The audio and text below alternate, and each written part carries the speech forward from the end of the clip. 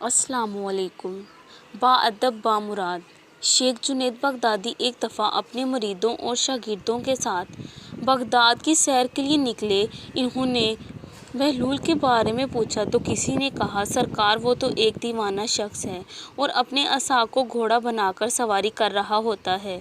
شیخ صاحب نے کہا، مجھے اس دیوانے سے کام ہے، آیا کسی نے آج اس کو دیکھا ہے؟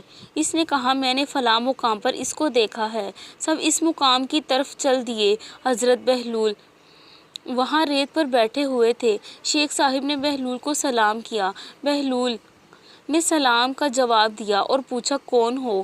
شیخ صاحب نے بتایا، بندے کو جنید بغدادی کہتے ہیں۔ بہلول نے کہا، وہی جو لوگوں کو درس دیتے ہیں؟ کہا، جی الحمدللہ۔ بہلول نے پوچھا، شیخ صاحب کھانے کے آداب جانتے ہیں؟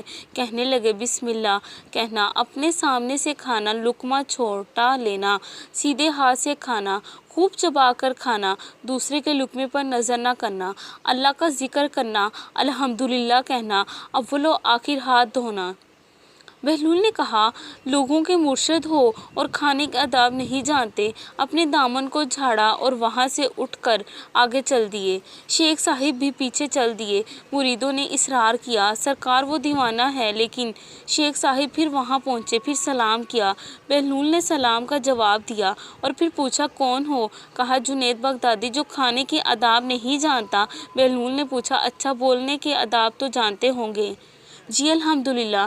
متکلم مخاطب کے مطابق بولیں، بے مواقع، بے محل اور بے حساب نہ بولے، ظاہر و باطن کا خیال رکھیں۔ بہلول نے کہا، کھانا تو کھانا، آپ بولنے کے آداب بھی نہیں جانتے۔ بہلول نے پھر دامن جھاڑا اور تھوڑا سا اور آگے چل کر بیٹھ گئے۔ شیخ صاحب پھر وہاں جا پہنچے، سلام کیا۔ بہلول نے سلام کا جواب دیا، پھر وہی سوال کیا، کون ہو؟ شیخ صاحب نے کہا، جنید بغدادی جو کھانے اور بولنے کے آداب نہیں جانتا۔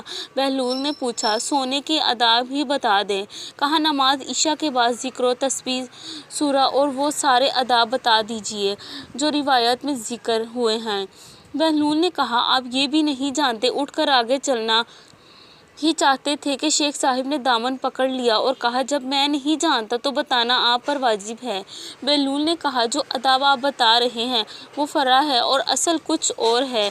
اصل یہ ہے کہ جو کھا رہے ہیں وہ حلال ہے یا حرام۔ لقمہ حرام کو جتنا بھی آداب سے کھاؤ گے وہ دل میں تاریکی ہی لائے گا، نور و ہدایت نہیں۔ شیخ صاحب نے کہا، جزاک اللہ۔